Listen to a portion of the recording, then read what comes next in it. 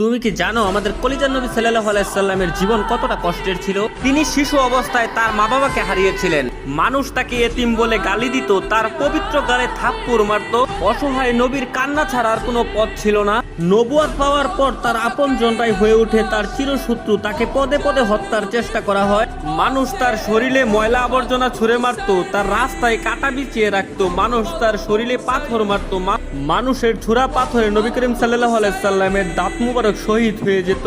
নিকৃষ্ট পাষাণরা নবীর পবিত্র মুখে থুথু পর্যন্ত ছিটিয়ে দিয়েছিল। নবী করিম সাল্লাল্লাহু আলাইহি সাল্লামের কষ্টের দহন আরো বাড়লো যখন তার শিশুকালে কলিজার 3 পুত্র সন্তান ইন্তেকাল করেছিল। আবার কলিজার নবীর ঘরে চুলাও জ্বলতো না। ঈদের দিনও তিনি না খেয়ে ঈদগাহে যেতেন। ইসলামের জন্য আমার নবী 3 বছর গাছের পাতা খেয়ে বেঁচেছিলেন। এত কষ্টের মাঝে থেকেও আমাদের কলিজার নবী আমাদের জন্যই শুধু কেঁদেছেন। আমার এই অসহায় নবীকে যদি ভালোবাসো তাহলে কমেন্টে লেখো আই লাভ মুহাম্মদ এবং